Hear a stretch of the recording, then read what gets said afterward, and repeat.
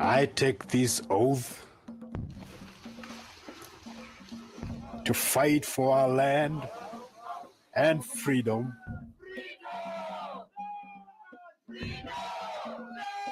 against the white man and his collaborators. If I am ordered to burn the white man's farm, I will do so without hesitation. If I fail to do this, may these oaths kill me and be a curse on my entire family.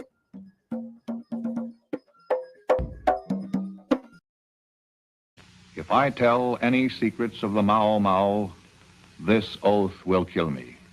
If I am called in the night and refuse to come, this oath will kill me. If I see anyone steal white man's property, I must help him. I must hide what he gives me and say nothing, or this oath will kill me. If I am told to bring in the head of a white man and refuse, this oath will kill me. I will refuse to go to the white man's schools and churches, or this oath will kill me. I will obey all orders of the Mau Mau, or this oath will kill me. 7 cuts on the arm. In Mississippi, we need a Mau Mau. In Alabama, we need a Mau Mau. In Georgia, we need a Mau Mau. Right here in Harlem and New York City, we need a Mau Mau.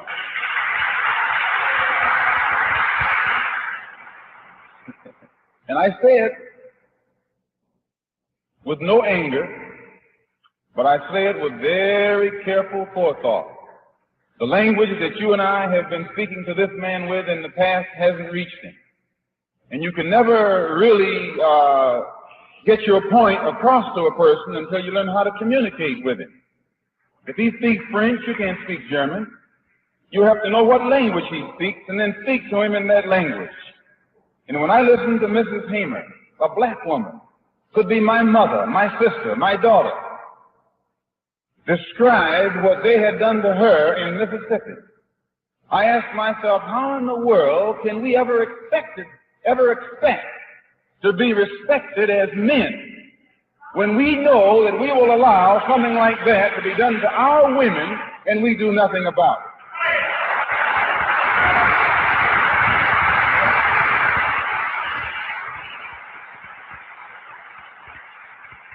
How can you and I be looked upon as men with black women being beaten and nothing being done about it? Black children and black babies being beaten and nothing being done about it. No, we don't deserve to be recognized and respected as men as long as our women can be brutalized in the manner as that this woman described and nothing be done about it, but we sit around singing, "We shall overcome."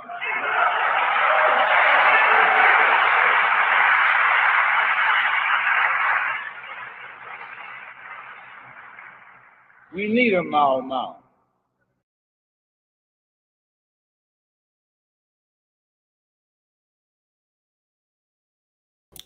What is good, my people? We are live back again with another live broadcast on the forecast.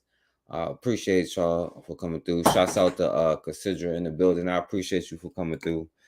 I'm trying not to make this one long, and it's like some things I've been wanting to show, but I was talking about other stuff, but it's something I wanted to show, but also I just had, I just started wondering because when we start talking about doing, what's going on, Raw? Thanks for coming through. And I'm gonna try not to be long with this one, all right? But I just was just thinking about it, just with the things I was seeing. I'm like, yo, what if we had put like half of the energy fighting for ourselves as opposed to fighting for everybody else or fighting each other for that matter? If we had put half of that energy to other people, what could be done? Yo, what's going on, Matron? I appreciate you for coming on. What's going on? So thank y'all for coming on. And I'll put to protect and preserve and be all you could be. That's the Army's slogan, you know what I'm saying? And it's just interesting because, like, even with the Michael Johnson thing, he was like, yeah, when I was over there killing Iraqs, I was a hero, but now it's you is a problem. And then even when we talk about brothers making sure our communities is like, we think it's some spooked out thing to like, you're supposed to be exercising, walking around your block and all that. And if you see something, then say something, you know what I'm saying? Like, stop being scared, So let me do that. And I seen this first of all. Shouts out to MG2. I just saw this. He put me on to this. MG2 be on it. It's probably his more. He probably listened to more stuff than I do, and I listen to everything, right? But this is this white boy, this redneck. So they got. I guess this is the new Negro spiritual. You know what I'm saying? Or the KKK spiritual. And this white boy, he said, he called this "Try This in the Small Town," right? And you know what he's talking about, right?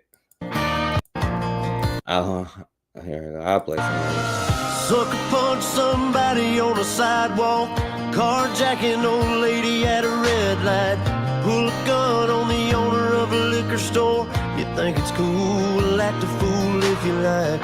Cuss out a cop, spit in his face, stomp on the flag and light it up. Yeah, you think you're tough.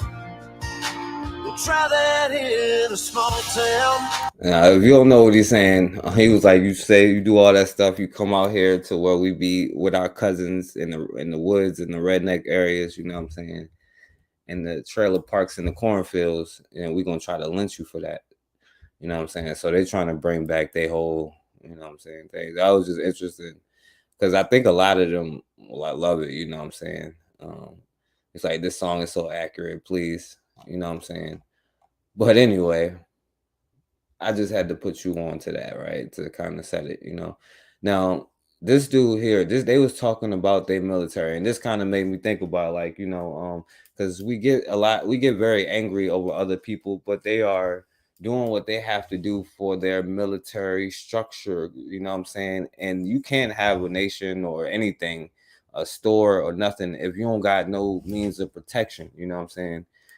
And what if we had put half of the energy fighting to be a part of their army to go kill other people to establish their system in other places? Imagine if we had put a little bit of that towards us, even if you go to their militaries and come back and then learn how to shoot back at them, you know what I'm saying? Like, but listen to what he was saying, and about colors in the army.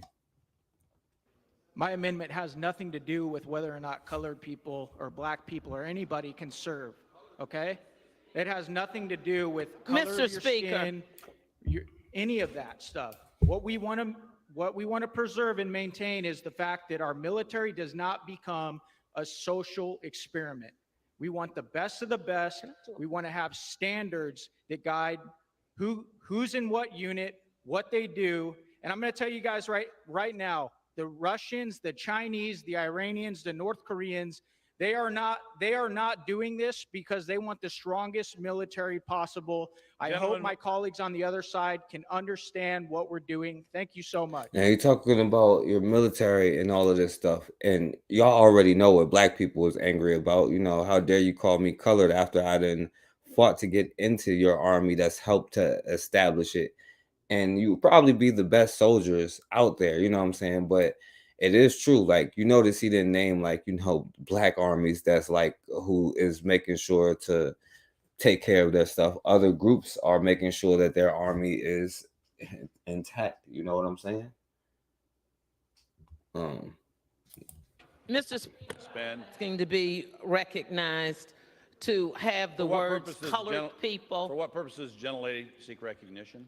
I'd like to be recognized to have the words colored people stricken from the record. I find it offensive and very inappropriate. Yeah, I feel you, but he's saying he don't want you colors in his army, you know what I'm saying? And I never understood it anyway. I mean, I understood like the economic parts, but like, I don't know if I would go to war for them, you know what I'm saying? Like, and then we don't even have the courage to do these kind of things for ourselves, but it's all about respect, you know what I'm saying? RESPECT. Inappropriate. Is the gentlelady asking for unanimous consent to take down the words? I am asking for unanimous consent to take down the words of referring to me or any of my colleagues as colored people. And the thing is, he got confused because we say people of color, people of color, people of color so damn much. She thought we was calling ourselves coloreds again so we could fit in with everybody probably. Because you know you got to use the terminology people of color, you know what I'm saying? But, you know.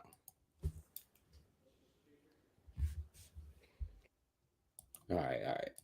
I'll play it again. Arizona Congressman Eli Crane is backing off some comments he made on the House floor today, which drew a lot of outrage from Democratic lawmakers. This happened during a debate on the National Defense Authorization Act. Crane was proposing a bill that prohibits the Pentagon from making race a factor in hiring, promoting, or retaining members of the military. See, now they're saying, like, just like with the affirmative action thing. So he's saying this diversity thing in the military is not so much a good thing. But you know what? Hey, I'm American. I'm gonna go fight for your army and stuff like that, as opposed to doing whatever it is to protect, even if it's just your neighborhood. You know what I'm saying? But I don't know. You know, it's like it's what do you want? You know what I'm saying? Do you want comfort or do you want self-autonomy? You know what I'm saying? But pretty much they're trying to get rid of the affirmative action in the military, pretty much, I guess. Yeah, exactly, you know. And hey, what I can't be mad, you know what I'm saying? They saying they don't want you colors in the damn military, you know what I'm saying? The other dude the other day said, you know, the white nationalists is in the army. Yeah, that's what they are. Like, you're acting as white nationalists technically. And like I said, I'm not trying to discourage like what people have done it for economic reasons, but like, I mean, it is what it is, you know what I'm saying? You are fighting to maintain something else, you know what I'm saying? So here's the exchange. On this floor, on both sides of the aisle, we have people of color, we have people who have served. Though that was she kept saying people of color here, and you fighting for everybody else. Imagine if we had put that energy into, like, because we're gonna fight each other. Imagine if we had put that focus into being like, yo, black people, even if you black first and not even black only, just black first. Like, we gonna put our energy into making sure black people are straight first, you know. But no, we gotta scatter and, you know, diverge our energy. Right, that's what I'm saying. Like, this is a good thing, you know what I'm saying? Oh, it's in my opinion. Though that was unbelievably inspiring. My amendment has nothing to do with whether or not colored people or black people or anybody can serve, okay? It has nothing to do with color Mr. of your Speaker. skin. That's the thing they said about the colored people, right? That means we in like elementary school, you know? I'd like to be recognized to have the words colored people stricken appropriate. Mr. Speaker, to have the word, I didn't ask for an amendment. Mr. They Speaker, said, I'm gonna ask for an amendment. word stricken. I didn't ask for an amendment. Ooh. All right, so we reached out to Eli Crane for comment, and he told us, quote, in a heated floor debate on my amendment that would prohibit discrimination on the color of one's skin in the armed forces, I misspoke. Every one of us is made in the image of God and created equal. Well, that's funny because you got different images. So, yeah, he was saying I misspoke. He was trying to say you all say people of color so much. I thought y'all was calling yourself colors again, pretty much. You know what I'm saying? But he doesn't want you to be. He wants it to be a white nationalist army. So, you know, so be it. You know what I mean? It's up to him to do that. But I'm not gonna play these, but y'all already know what happens with the black veterans, how the disparities with the PTSD for black veterans, and how they when they go to the VA, you know what I'm saying? Their white boys they don't take care of. What do you think they're doing for your behind, you know? And I personally don't be like, thank you for my service, because like technically it's not for my service, you know what I'm saying? Like, and there's no disrespect or nothing like that to a brother who does it, you know what I'm saying? But like, when I would be like, thank you for your service when we start using that energy. So you see what happens to them. the disparities when it comes to mental health and just regular health. You know what I'm saying? All right, so I ain't gonna play this one either though. But black veterans in a battle. It's 2023. I can't believe it, right? But they still in the battle for GI Bill and education and housing compensation and their disability payments. You know what I'm saying? Because they are veterans, but it's just making me wonder, like, because you see how they feel about you, and it's not anything new or anything, but we still acting surprised, like, what the hell is going on? You know what I'm saying? And of course, I don't want to even show this one, but they beat this veteran up, right? And he got hospitalized by the Colorado Springs police. All this is this year. You know what I'm saying? I know y'all can't believe it, and because it's 2023, but you know, so they beat him up. I'm trying to find a picture of what he was looking like after they beat him up.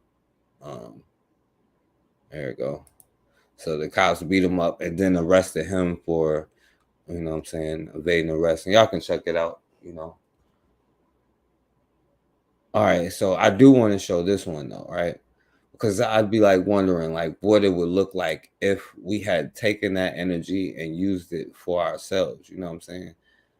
Now, check this out. This is a 83-year-old black man who witnessed a veteran, an 83-year-old veteran black man, you know what I'm saying, who's still from back in the days, walking around with them shotguns, seeing this dude messing with a sister, and he went out there and intervened and make sure she was all right.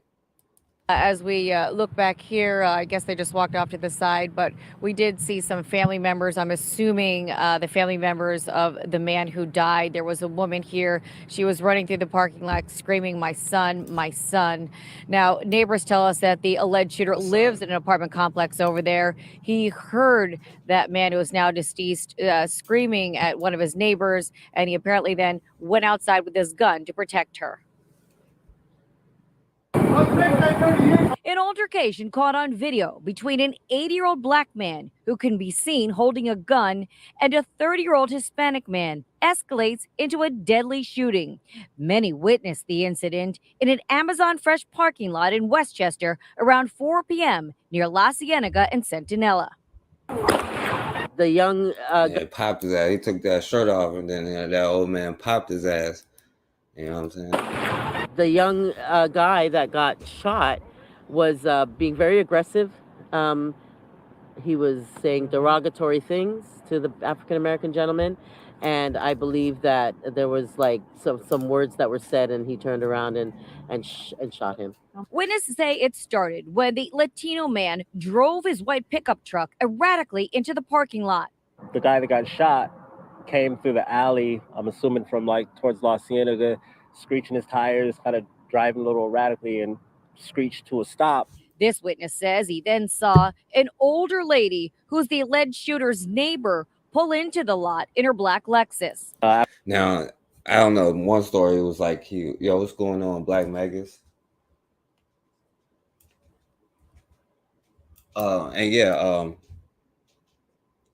They saying that this Hispanic dude, you know what I'm saying, drove in the parking lot, and now he was arguing with an older black woman. Some people was like, it's somebody the old man is messing, you know, talking to, you know what I'm saying, an older black woman. And this Hispanic dude get out the car yelling on her, screaming on her, all this stuff. So the brother, this 83-year-old brother, came out there with his, you know what I'm saying, strapped up, you know. And then this Hispanic dude, you know what I'm saying, he took his shirt off, started yelling at him, acting like he gonna attack this older man. And, you know, so he feared for his life and defended himself. And this 80-something-year-old man intervened when this Hispanic dude was harassing this black woman, an older black woman at that. But this 80-some-year-old man had to intervene, you know.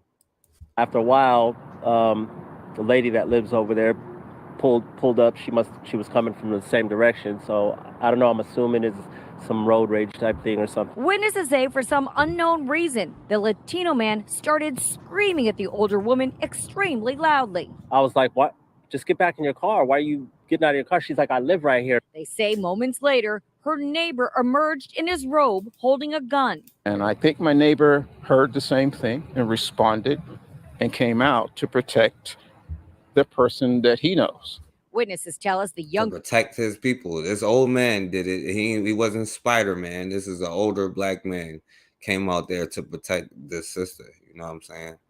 I'm just saying, and this is a veteran. Like maybe if we use this type of energy, you know what I'm saying, as the veterans that we do, you know. The same thing and responded and came out to protect the person that he knows. Witnesses tell us the younger man became very aggressive towards the older man with the gun. Guy just turned up, kept the aggression going. You ain't gonna do nothing with that, and F you, and N-word this and that. It was like, you N-word, you ain't gonna do nothing, just like you N-words normally do, right? Because if somebody asks you if you're doing something regular, you're gonna be like, no, I ain't doing that. Or they gonna hear us arguing with each other amongst us. So they like, yeah, you ain't gonna do nothing, N-word. I'm gonna smack this old lady. I'm gonna smack you too, old man. Old man was like, all right, I ain't see it. I ain't my grandchildren. You know how we be like, yo, I ain't my ancestor. We ain't out our ancestors. He was like, yo, I'm not my grandchildren. I'm gonna pop your. But anyway. Do nothing with that, and F you, and N-word this and that. They say that's when the older man shot the younger guy. Officers were able to take that suspect into custody and begin rendering aid to the individual that had been shot. The LAPD says they arrested the old man and then tried to save his life, but it was too late. At this point, their investigation shows as the verbal dispute escalated, the 80-year-old produced a firearm and shot the 30-year-old victim one time, who was later pronounced deceased. The Hispanic dude deceased, right? And then they arrest this older brother, you know what I'm saying? This 83, or he kept saying 80, he's 83. So it said that he remains behind bars. This was during that week, right? After the fatal shooting. And let me see. He said the suspect, the older brother, his name is Richard Strickland. They're trying to hold him for a murder charge on a $3 million bail. Right after he came down to protect this sister, who this Spanish dude, I guess his name not important now because he's not here no more. So he's been, you know, but his name is Richard Strickland, and so they holding him on a murder charge. You see, they just arrested this 83-year-old dude that quickly, right? Because they already know what is up. I know they install us out. But they holding this old man on a $3 million bail. You know what I'm saying? And it'd be what's up if there was like a whole system there to bail him out just so we can, you know, and send a message and play this song while we bailing him out, right? Play the first song while we bailing him out. All right, but let me show y'all something else. And then like, so now this sister here, right? She was at a dog place, right? And then the white boy tried her, so she feared for her life and she protected herself. You know what I'm saying? Deadly confrontation. It comes after a Jefferson County grand jury rules no charges in the case, saying the female customer acted in self-defense when she shot clinic worker. Yeah, I mean, I still let the white bitch go that shot the sister, you know what I'm saying, with her son that was right there. But, you know, that's because we have spent time fighting for their army and the protection of them. And if we had have done certain things where we use that, and that older brother was a veteran who did this. That 83-year-old brother was a veteran, right? And he went down there to protect this old woman, his neighbor, right? Because he paid attention to what was going on. And he defended himself. And he's walking away today, right? So... Jay Taylor. 21-year-old Trent Taylor Jr. was fatally shot during this tense altercation at the clinic on Mother's Day. Yeah, they raised millions of dollars for that white boy who was their quote-unquote veteran. This here's a black man, 83, doing what a lot of brothers say I won't have the courage to do right now.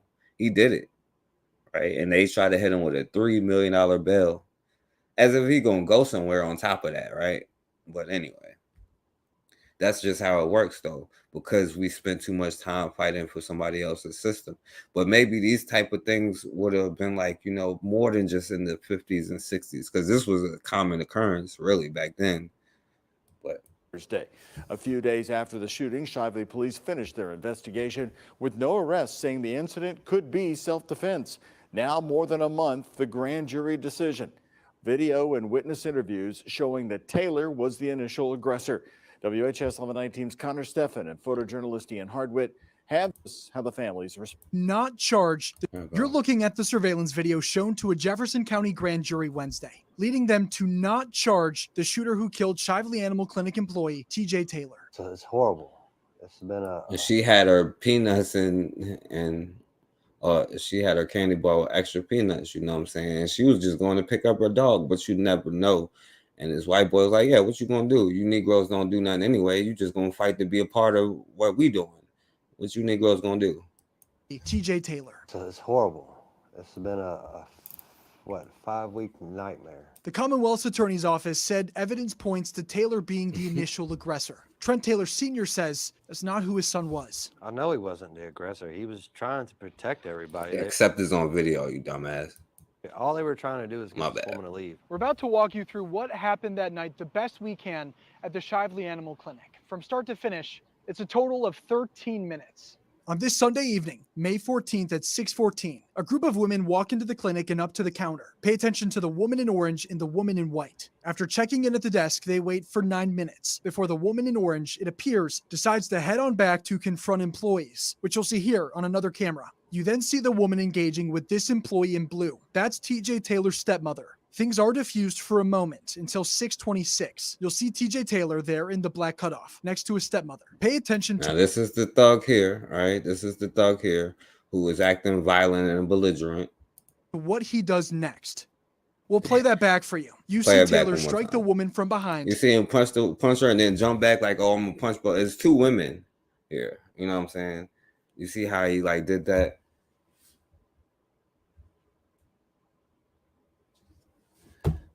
What narrative do you mean, Black Megas? Before running outside. Seconds later, watch the green handbag the woman is holding. You mean like, yeah, like how she was like violent or whatever?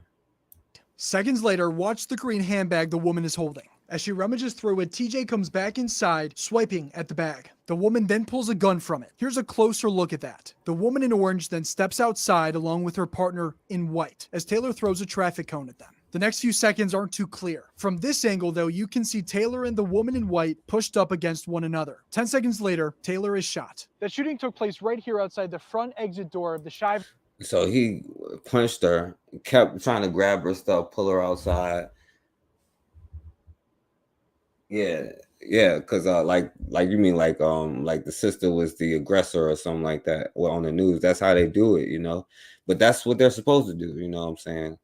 And that's is like propaganda that they use for it, you know what I'm saying? But he grabbed her, he threw the traffic cone at her, started attacking her. The woman in orange then steps outside along with her partner in white as Taylor throws a traffic cone at them. The next few seconds aren't too clear. From this angle, though, you can see Taylor and the woman in white pushed up against one another. 10 seconds later, Taylor is shot. The shooting took place right here outside the front exit door of the Shively Animal Clinic. From our understanding, no outside cameras capture the confrontation. It doesn't depict everything, but it depicts some of it. The Taylor family's attorney, David Maurer, believes there's more to what happened than what... Yeah, it's better than for them to be having the press conferences than you. I can tell you right now. David Maurer believes there's more to what happened than what's captured on tape. These ladies came in hot. It resulted in being mad over the way your dog was treated or the way you were billed or whatever the issue is with the vet clinic.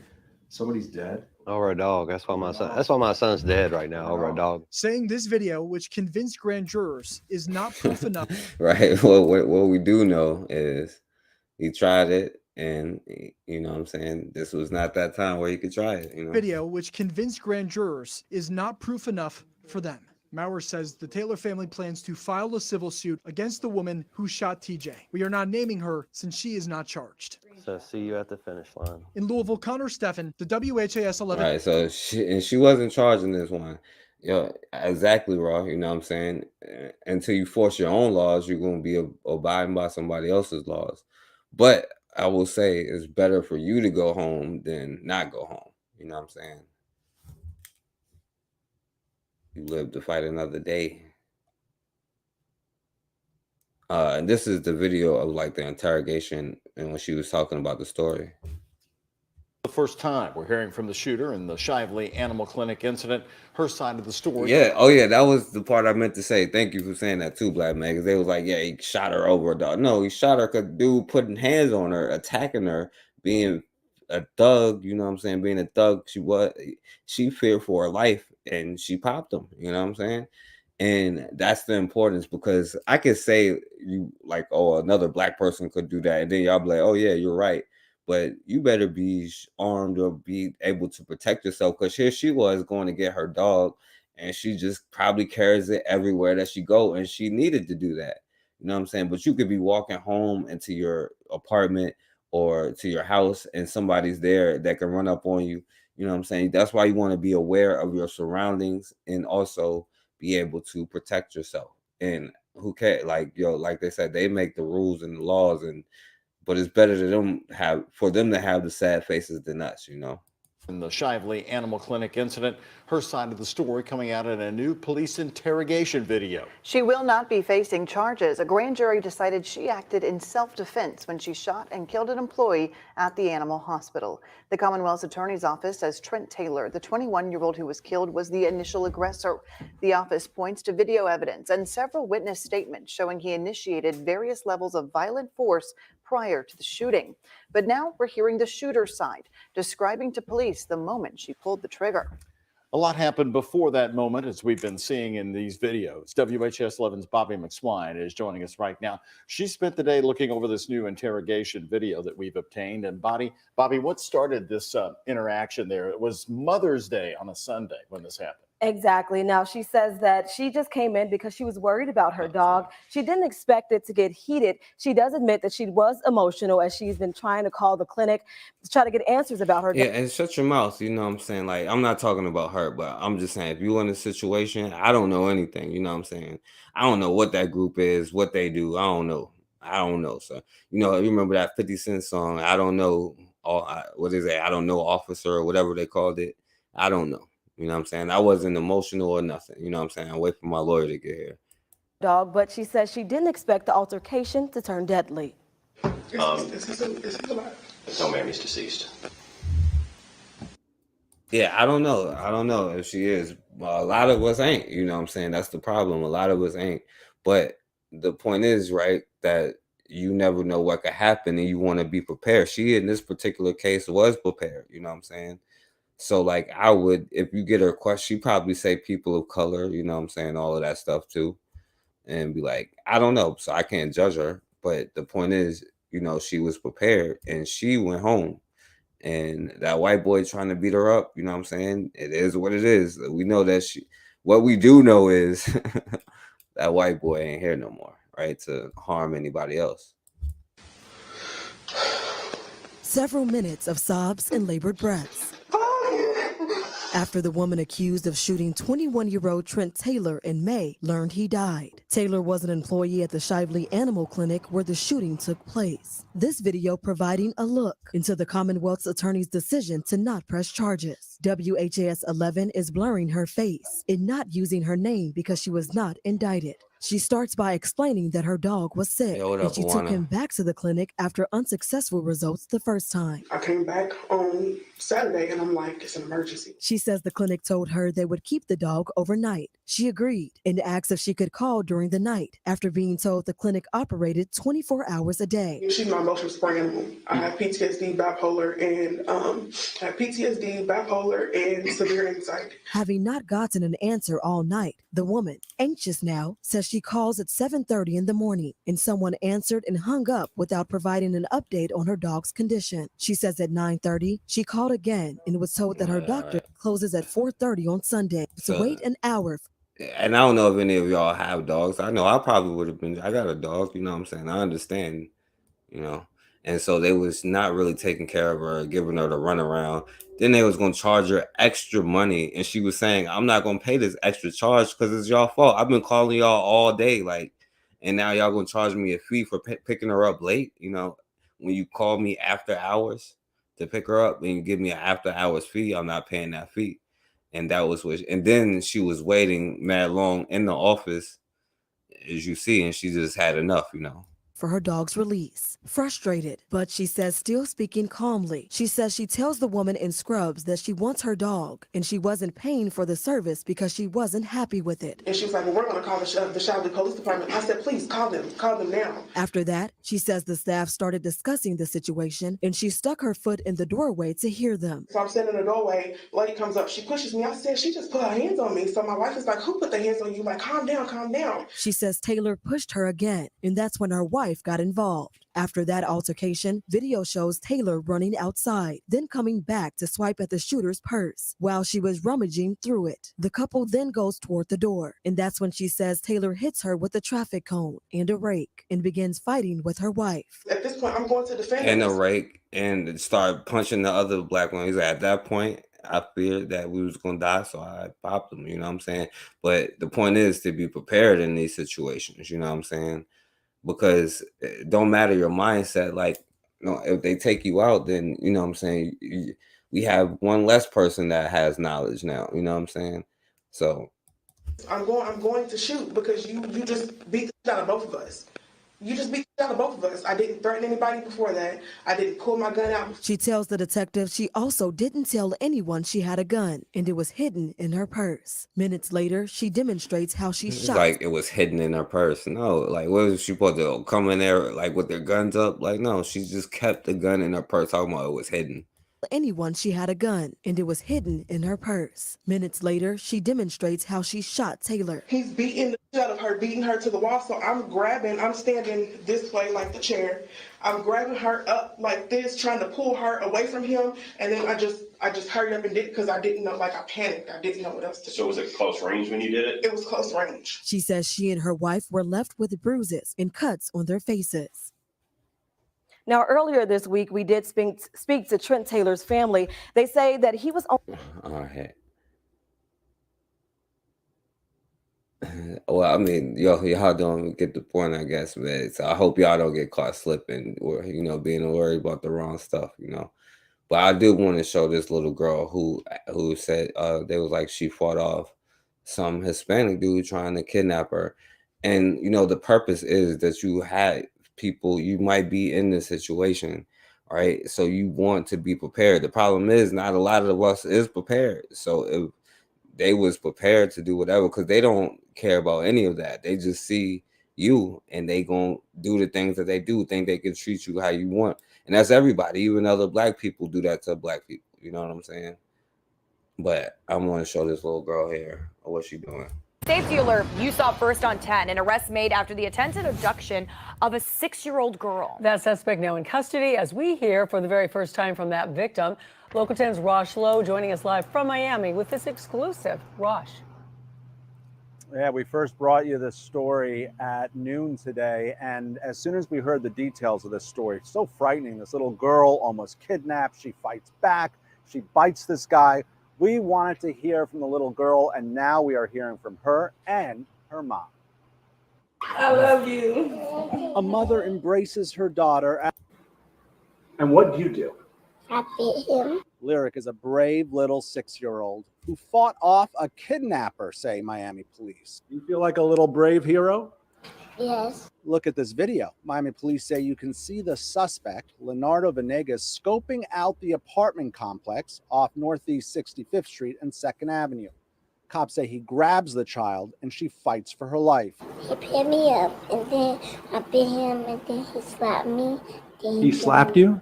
Yes. Then he threw me on the floor and started running. Venegas runs off.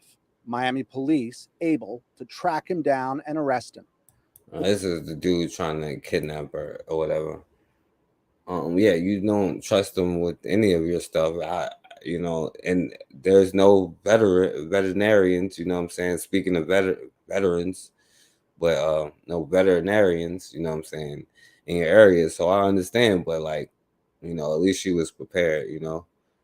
And even with this, you know, this little girl, luckily she fought it off, but we know that this is a problem. They got their Amber Alert, you know what I'm saying? But we don't have no things in our communities. And then it's also difficult to get brothers to even, you know what I'm saying, that's why I respect what MG2 was asking the other day, because like it's just not doing nothing crazy where you walking around like you wouldn't even got to be as gangster as it used to be. You know what I'm saying? You just walking around minding your own business, and you see something like that, a grown man trying to hit or pick up or take a little girl, and you could at least be like, hey, stop. You know what I'm saying? Go do something. And if we can't do that, then we are a lot worse off than I thought. You know what I'm saying?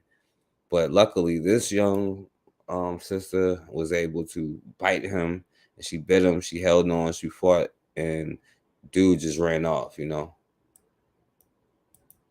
Miami police able to track him down and arrest him. The child's mother says she always taught her child Yo, what's the name of it, Black Megas? to fight back. You always got to teach your kids not to talk to strangers and how to protect themselves even when you're not around. And she did. Yeah, I know. Miami police says she fought for her life. Yeah, she did.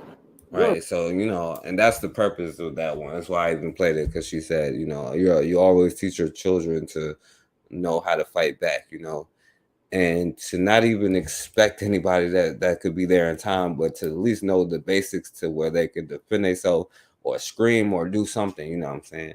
So you never know what's going on, or you might have, Hispanic, white boys, all of that kind of stuff in your neighborhoods doing these kind of things.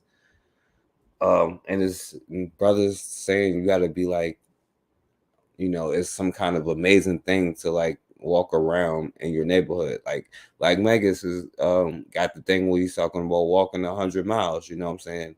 Just walk around, you'll be a lot more in shape, you know what I'm saying? Anyway.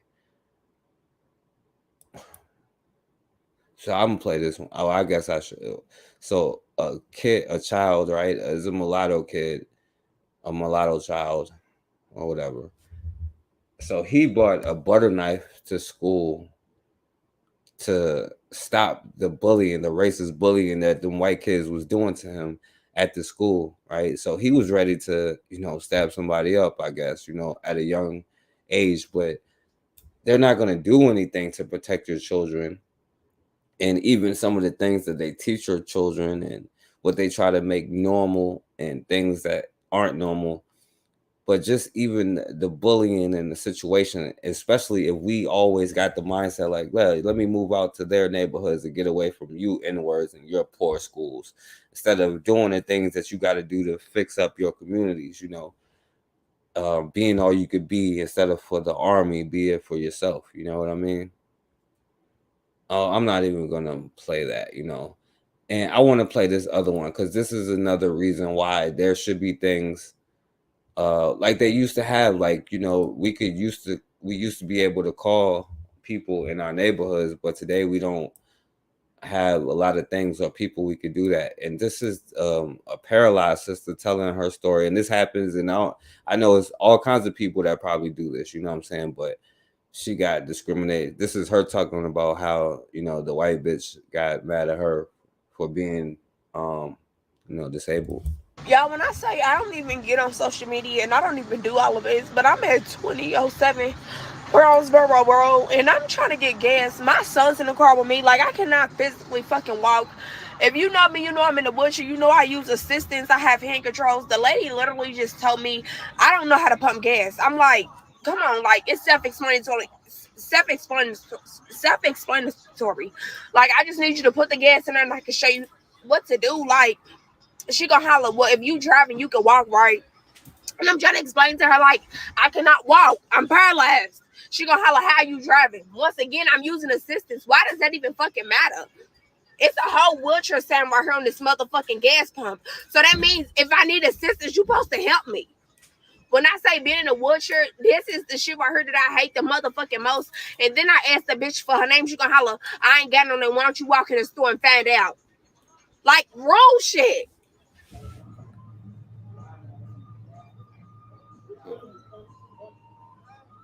That's the white chick right there who said that to her, and that's just, being aware about our surroundings, and like, like we might have brothers and sisters around us that need help, you know what I'm saying? Like, that's the first part of it, you know what I'm saying? Like, just simple as like speaking or like holding the door for each other, you know, just little simple stuff that, you know, if you see somebody that needs help and all of that stuff, you can't expect them to do that or not to do that.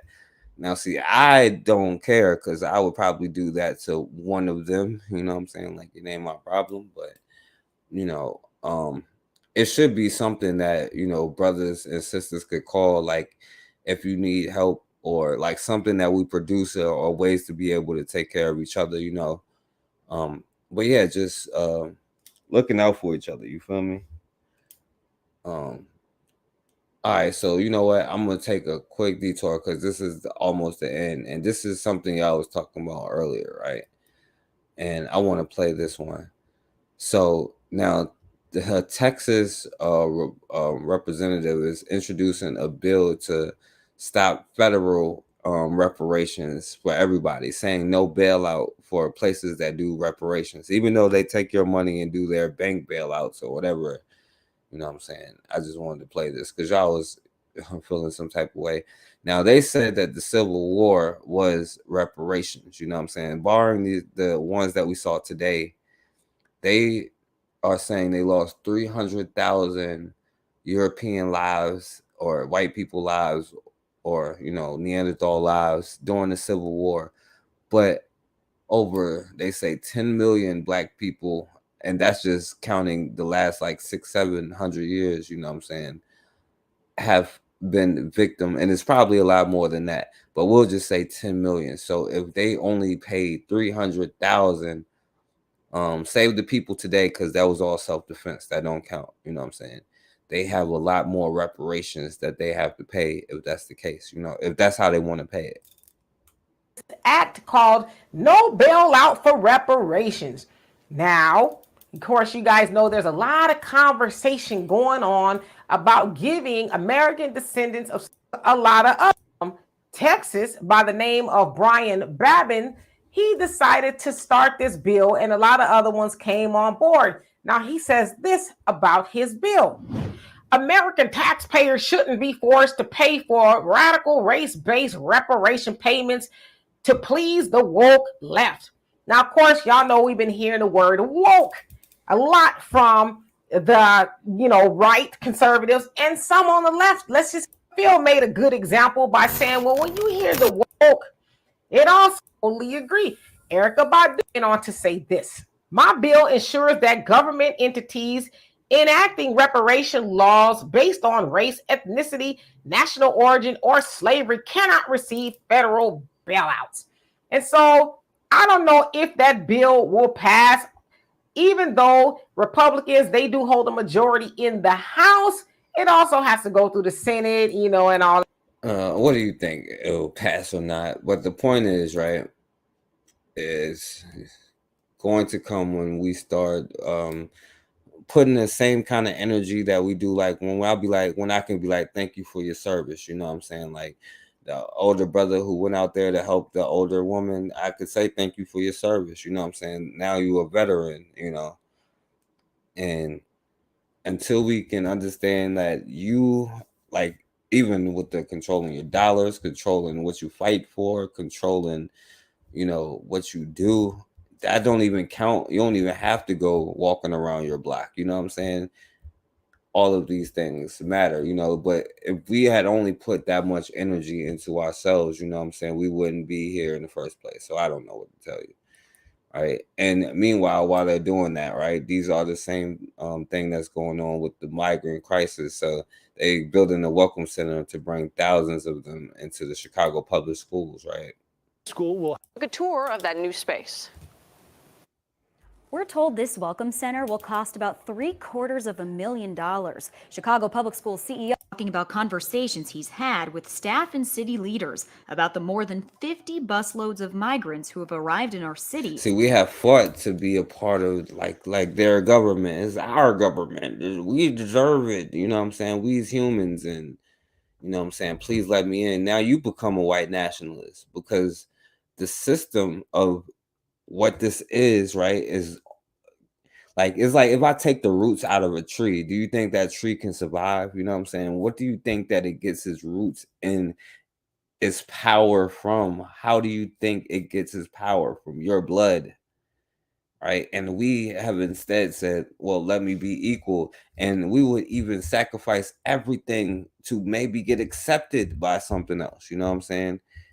And if we had put that same energy into making sure that the school systems in Black communities, we would probably make more of an effort to get Black men as teachers, you know what I'm saying? Black male role models, Black men role models, right?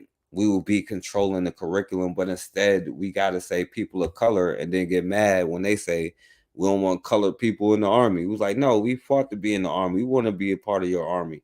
You know, I want to be all I could be for you. Since May, getting school-aged children assistance sometimes requires multiple appointments with different departments. Follow me, please. A centralized location for new arrivals could be a solution. It will complement and streamline the work that schools across our city are already doing to support new arrival students and families. And it's crazy. Like, which one do you think is the mayor or the person with the most quote unquote political power in this picture? I don't know. Besides this gringo here, it would be probably him. But this is the elected official. You know what I'm saying? Look at him. He knows what's going on. New arrival students and families. Starting this week, social workers will be at the ready at Roberto Clemente Community Academy. We know that many of these students are also going to come in with complex emotional needs. We learned on a 4-classroom tour that assessments for mental health, language support, and more are part of the process. One area is devoted to registering kids for school. Yo, one thing we can do is get on these damn posters and be smiling like in the background here and holding hands so they can show the diversity where everything but the actual stuff that you need to like live day to day. You know what I'm saying? Like the stuff that makes you not hungry no more, the stuff that stop make you fighting each other. You know what I'm saying? For scrap, you know, but we could get on posters, man. School. Another room focuses on vaccinations and other health screenings. We're going to have fully trained staff. It's discrimination, but you know what they're going to say? You got a brother here is a Black man. Fully trained staff members ready to support families who need to be connected with Medicare or medical care, language support, transportation, and other resources that are needed. And that's this is in Chicago. Don't they always bring up Chicago? And now they want to connect it when they're talking about the thousands of migrant families coming to Chicago public schools. And that's and they was the one telling us how bad Chicago is. Now they want to come in there. I thought it was horrible. I thought it was Chirac and all of that. But now you want in on it though. You know what I'm saying? That's how it always worked. Like you always the criminal, and then until they want that land, you know what I'm saying? Like Africa is a place of like, you know, horrors until, you know what I'm saying, they going over there to get the land and investing their money in the land, right? Your neighborhoods is terrible until they go up in those neighborhoods and start businesses. They don't remove those businesses, but they so dangerous, right? It's so dangerous that they got to shoot down our children. But you see, you know, you can fear for your life. And, you know, it is what it is. Resources that are needed. The center will run during school hours and will be appointment only. The eventual goal will be to replicate this. So depending on the success and lessons learned, the bigger plan will be taking those lessons and expanding them to other sites. How? We'll go and talk about Latino history, the history of the mulatto, the history of the West Arab. Now, I'm gonna show you one thing, right? And then and if y'all want to come on, y'all let me know. Just put it in the chat. If not, then I'm gonna close it, right? Now in Chicago, they were celebrating veterans, you know what I'm saying, the army and all that stuff. So it makes sense, right? Because hundreds of what they say Black kids, well, you know, they said that, but Black children came out there and caused chaos. But the fact is, it was Black children that got on code and made a flash mob, you know what I'm saying, and showed up to their areas to disrupt their events because they was out there raising money for their veterans. And so that is how you affect them. You know what I'm saying? They didn't go destroy some black stuff. They wanted to go destroy their stuff, and they was kind of pissed off about it. You know what I'm saying? But you see what they're mad about in Chicago, right? Obviously it can't be that bad if they're trying to move all these people in. So that flash mob creating fear and anxious moments and concerns for tonight. Fox 32's Nate Rogers off the. Yeah, you already know, and you said it though, considering black folks voted him in because it's vote blue, right? But check it out. Flash mob creating fear and anxious moments and concerns for tonight. Fox 32's Nate Rogers off the top tonight with the latest in Tinley Park. Nate? Yeah, that's right. I'm Corey and Don. The Tinley Park Chamber of Commerce, in fact, planned this carnival in honor of Armed Forces Weekend, attracting hundreds of families from the surrounding area. But things took a turn last night when, according to police, teenagers from other areas arrived here to participate in a flash mob. There were apparently several fights that broke out, where as a result, today police canceled the final day of the carnival because another flash mob was rumored to take place today.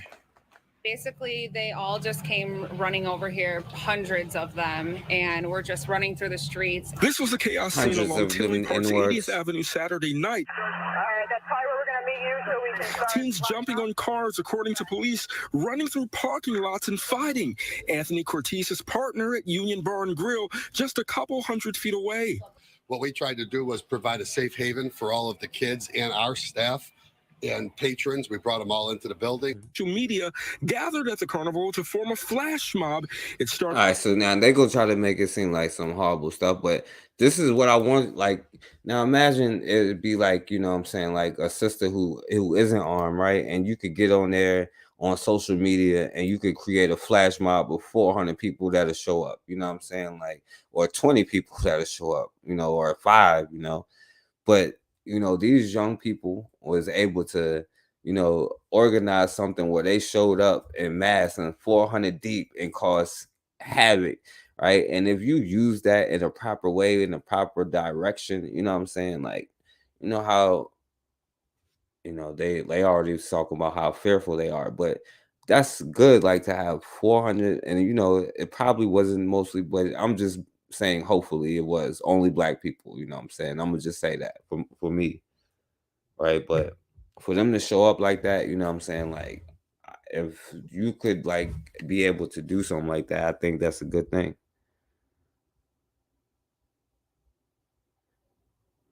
Exactly. And when they flash mob the black community but never leave, you know, and don't just flash mob your own stuff, flash mob those stuff.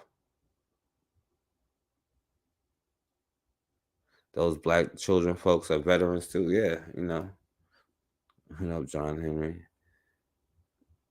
But it's still, again, you know, like I said, imagine if you really need something like, or you get it organized, if you did it yourself and you can organize a flash mob of people to show up like that, you know what I'm saying? And so of course they're gonna demonize it, but they shut that event down where they was trying to make millions of dollars, you know. And they just showed up and then they canceled it. You know what I'm saying? 400 teenagers responding to a call on social media gathered at the carnival to form a flash mob. It started at 8 p.m. and lasted a few hours. Families from the area trying to enjoy the event were scrambling to gather their loved ones and get home. Kids are just acting a fool. It's a shame because there was a lot of nice families out here. Everybody was enjoying themselves. The police did the best they could. By daylight, police spent many hours telling families the carnival was canceled. The 3-day annual event raising money for local charities, now thousands of dollars lost. Charity starts in La Casa Homes.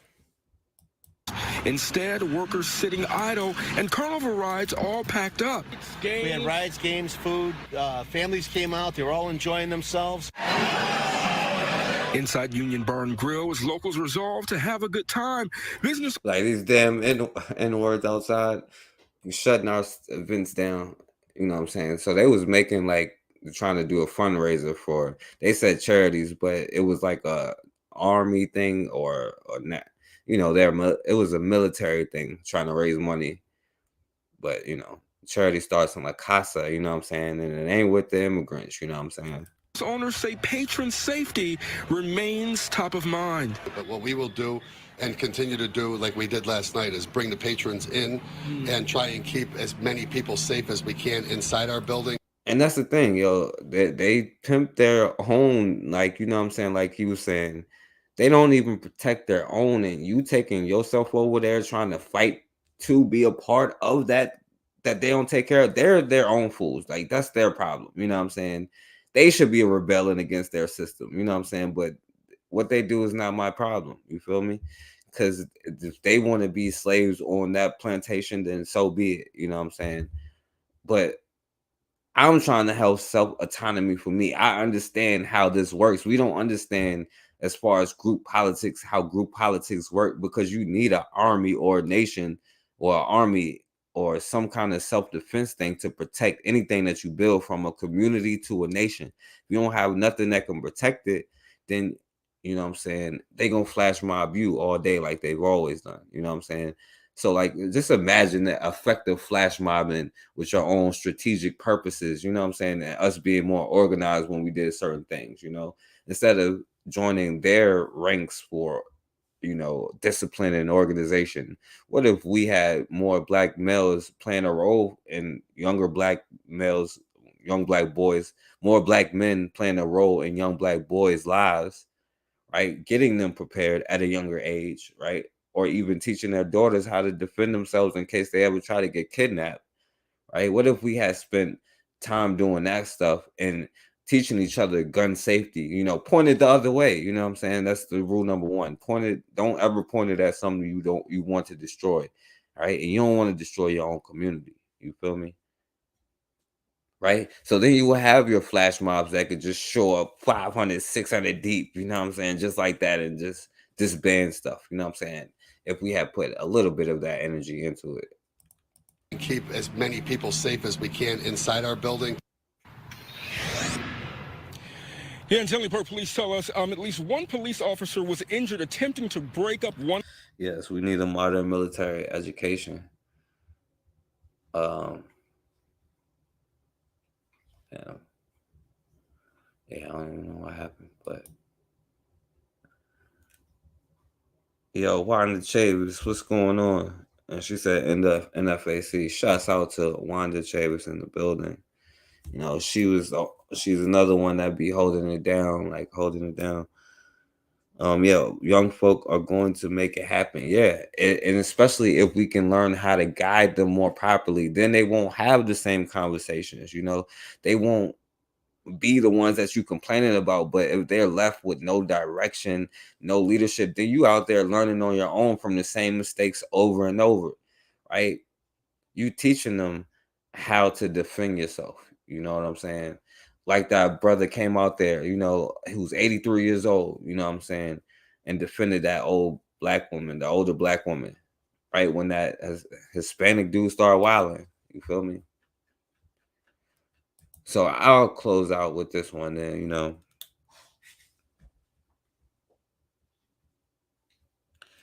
Yeah, I understand, but, you know, they have already declared war, you know what I'm saying? And if we do nothing, we'll stay like that's how our women and children are in danger now. And black men are in danger now, you know, because people have declared this on you, because it's about the resources. You know what I'm saying? People are going to do everything they can to acquire all of the resources that they can. And these are people who come from no resources, where they would have killed their own neighbor and their own children. You know what I'm saying? They would eat each other. You know what I'm saying? You got to understand who they are. So, like, you being able to start at home, being able to protect yourself, like, that's why we in the situation that we in, why we control no avenues, why we always complaining about stuff.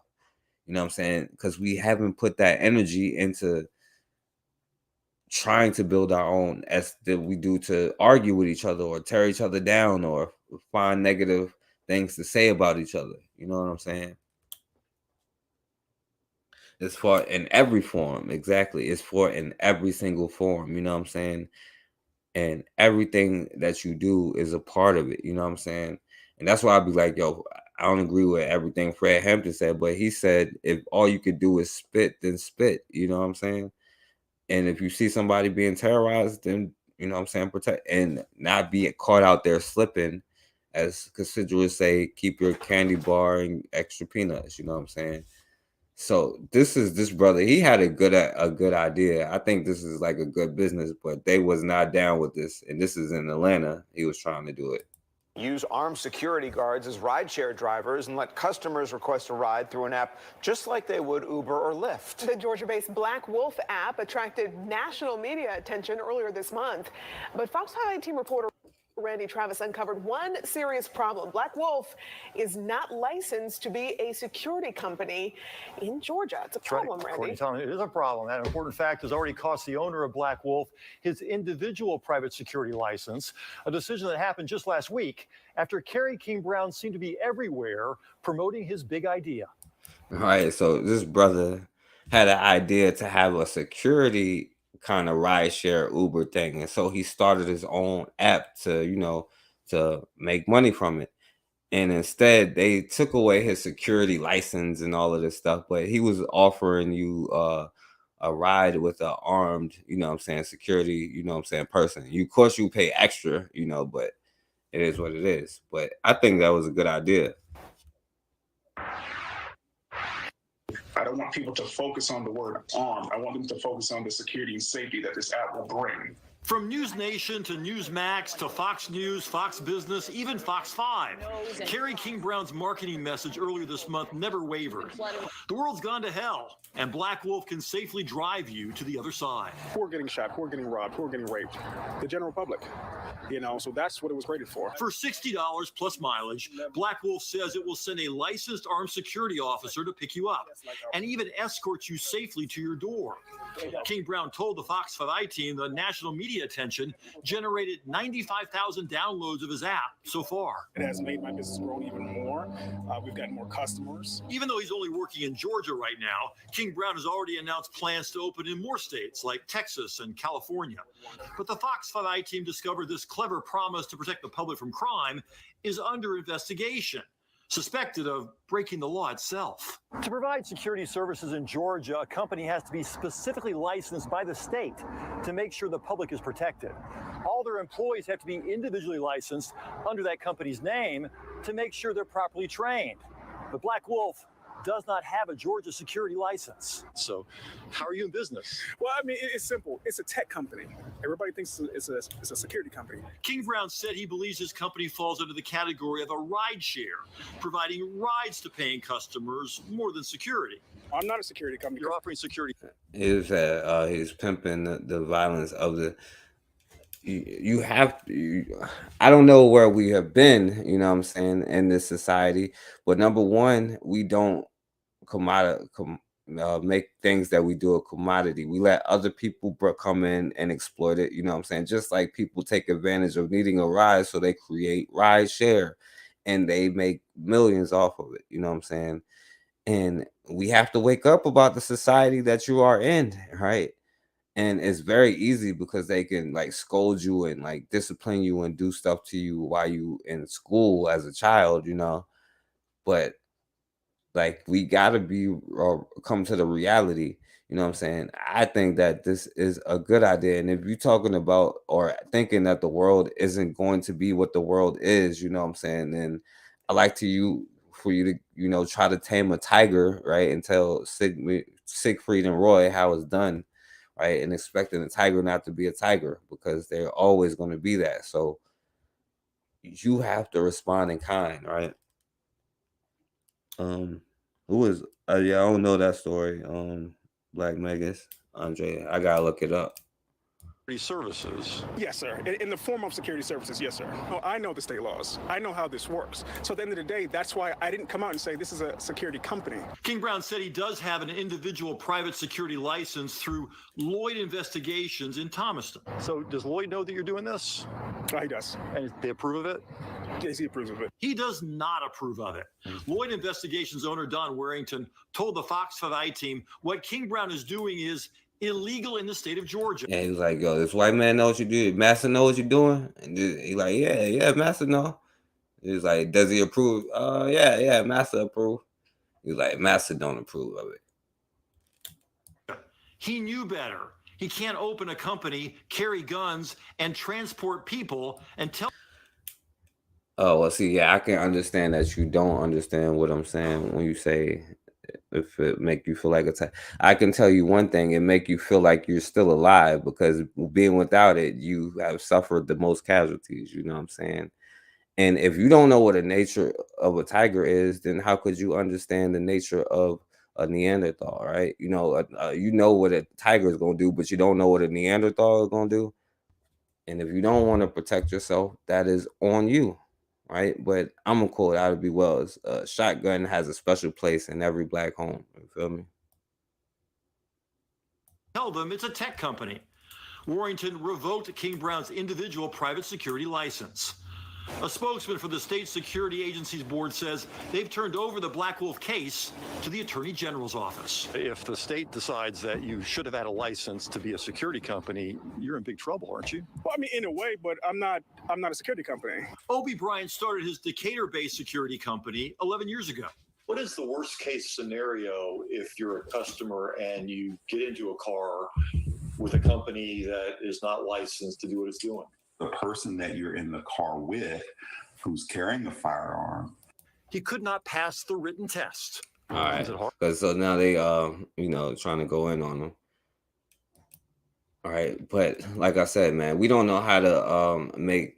That's why we get mad about Juneteenth and they come in here to like make money off of it. We can sing and dance, you know what I'm saying, but we just gonna sit there and complain about it. And our job is to protect and to serve them and be all that we could be for them. You feel me? And we don't understand the nature of anything in the universe, not even our own nature. Because, if we don't realize or don't think that you need to protect yourself, that somebody else is going to do it. And maybe, me and John Henry, we're going to try it first. We're going to try another couple years of trying to pray for them. Maybe, I guess, after that, we'll try to educate them. You know what I'm saying? Maybe after that, we'll try to beg. Maybe after that, we'll try to pay them. But then eventually we're going to come to the point where we be like, well, you know what? It is what it is. I got to defend myself. It's better to be judged by 12 than carried by 6,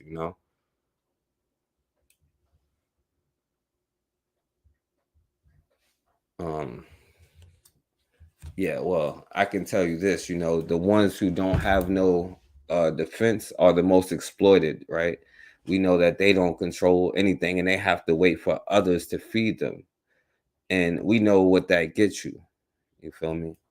So if you want to be like unprotected, maybe praying to work, you know what I'm saying? But there will be a day where you realize, like, I'm gonna have to be like, because we talk about Black Wall Street. You don't talk about how those brothers saved so many people's lives. It was black men, 75 of them went down there to confront hundreds of them to stop a brother from being hung. And then when they attacked them, they had to use bombs because the brothers was tearing them up. Most cases, they was running them off, right? Somebody has declared war on you. And instead of fighting and trying to educate them to be a part or trying to hope or maybe expect something different, maybe we will realize that a tiger is a tiger, right? And it's always going to revert to being a tiger. You feel me? And maybe when we learn that, then we'll stop all of the extra cooning and all of that stuff. No, a lot of people do have a problem getting a firearm in America. And that's why I say those of you who don't need to go ahead and do that. You know what I'm saying? Right.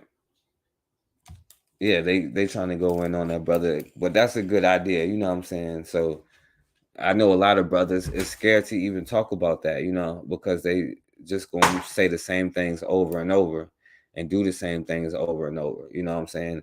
And yeah, that's why they make a lot of black men felons, bro. Like, no, yeah, I know. My cousin didn't even have a gun, but they tried to hit him with RICO charges because, you know what I'm saying? Like, no, like it doesn't work that way, bro. Like that's the reason why they use their system the way that they do, where a lot of people do have problems owning and getting firearms. And then those of us who don't are scared to do that. You know what I'm saying? Too many of us. but there is a growing rise as we see today. You know what I'm saying? So we have saw people defend themselves. You know what I'm saying? Right. And again, yeah, you don't have to go through them to get a legal one. You could go get one on your own or have somebody that's with you that can get one. You feel me? So you can definitely go and do that, you know? So hopefully you don't have a problem with it and you do go get armed. But, you know, I appreciate y'all for listening, man. So I ain't got that much time. So I'm going to get up out of here right now. You know what? I'm going to let Malcolm X have the last words.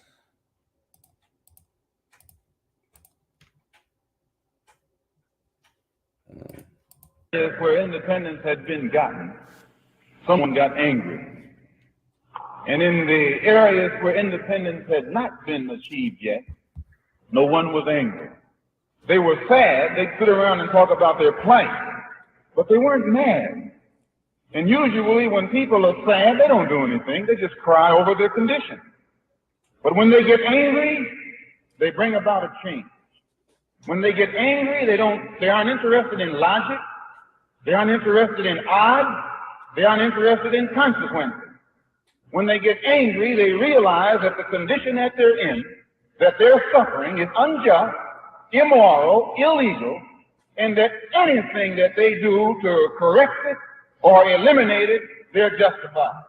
And when you and I develop that type of anger and speak in that voice, then we'll get some kind of respect and recognition and some changes from these people who have been promising us falsely already for far too long. So you'll have to speak their language. The language that they were speaking to Mrs. Hamer was the language of brutality. Beasts they were, leading her. The two Negroes, they weren't at fault. They were just puppets. You don't blame the puppet, you blame the puppeteer.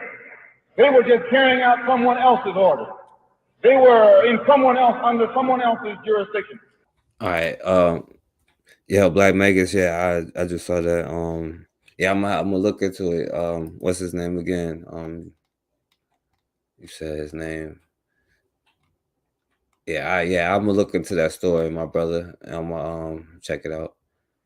What about Medgar Evers? Yeah, I always, salute Medgar Evers, and not only just Medgar Evers, and when I talk about Medgar Evers, I'm like, yo, you have to be ready to sacrifice your children. They taught their children, him and his wife, they taught their children to be prepared for anything because they could get firebombed, anything like that. And then the fact that his wife carried on the mission after he was gone, I know, I gotta check it out. You say he killed four of them, So yeah, I'm gonna check that joint out. And you said they're scared we have to pay it. This is a small $50 fee to start carrying. Yeah.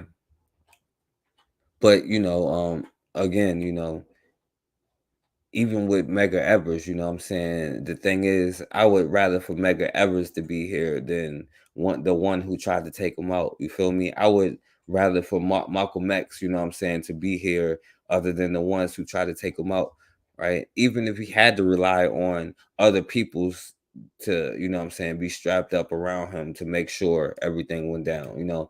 It's better to have you here than not here because, like, it's still dealing with reality. You know what I'm saying? Like, at the end of the day, right, you got to eat. And if somebody is controlling the food, the water, and all of that, then you are subject to whatever they tell you, right? And you still scared to stand up for yourself. But what if we put that energy into ourselves?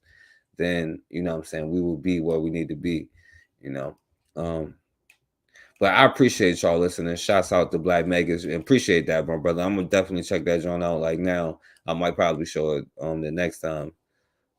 John Henry, I appreciate you coming through though. Shouts out to Cassidra. Make sure y'all subscribe to the Cassidra channel and support Realm in the Bush and everything that she's doing. Wanda Chavis, shouts out to you, Wanda Chavis. She be always holding it down, and